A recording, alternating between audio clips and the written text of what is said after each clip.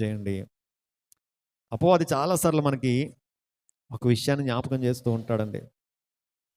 ఈ దినాన ఏమంటాడంటే, దేవుణ్ణి నువ్వు ప్రేమిస్తున్నావు కదా, నువ్వు ఇప్పుడు దేవుణ్ణి నువ్వు ప్రేమిస్తూ ఉన్నప్పుడు ఈ పరిస్థితులన్నీ దేవుడు నీ జీవితంలోకి ఎందుకు అనుమతించాడు? ఈ కష్టాలన్నీ కూడా దేవుడు నీ జీవితంలోకి ఎందుకు అనుమతించాడు? ఈ వ్యాధిని దేవుడు నీ జీవితంలోకి ఎందుకు అనుమతించాడు అని ఒక అగ్ని బాణాన్ని మన మీద వేస్తాడంటండి. ఏం వేస్తాడండి? నువ్వు ప్రార్థన చేసుకుంటున్నావు కదా, నువ్వు గుడికి వెళ్తున్నావు కదా, నువ్వు ఆయన శరీరములోను ఆయన రక్తములోను నువ్వు పాలు పంపులు పొందుతున్నావు కదా, మరి నువ్వు ఆయన అంతగా ప్రేమిస్తే నువ్వు ఎందుకు ఈ పరిస్థితిలో ఉన్నావు అని ఏమేస్తాడండి?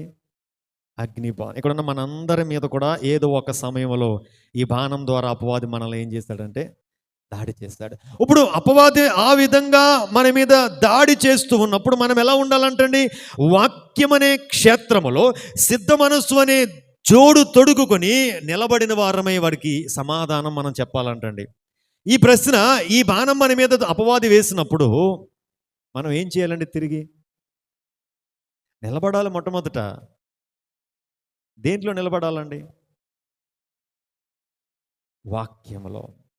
అడు మన మీద అబద్ధముతో దాడి చేస్తున్నప్పుడు మనము సత్యము మీద నిలబడగలిగితేనే విజయం పొందుతామండి. ఇప్పుడు వాడికి మనం సమాధానం ఏం చెప్పాలండి?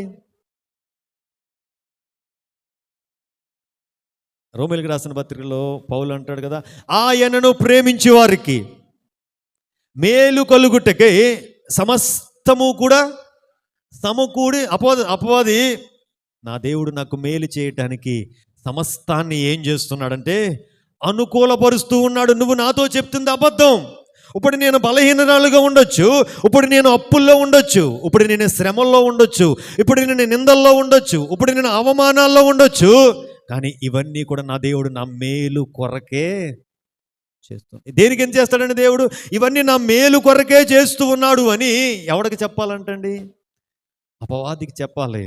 ఈ విధమైన సమాధానం మనము అపవాదికి చెప్పాలి అంటే మనము సిద్ధ మనస్సు అని జోడు తొడుగుకొని వాక్యం అనే క్షేత్రములో మనం ఏం చేయబడాలంటే నిలబడగలగాలి.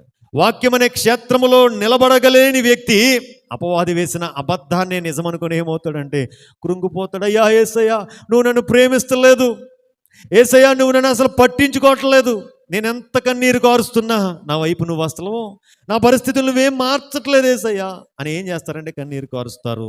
కానీ వాక్యం అనే క్షేత్రములో బలముగా నిలబడగలిగిన వ్యక్తి తిరిగి వాక్యముతోనే అపవాదికి ఏం చెప్తాడు అంటే సమాధానం చెప్తాడు.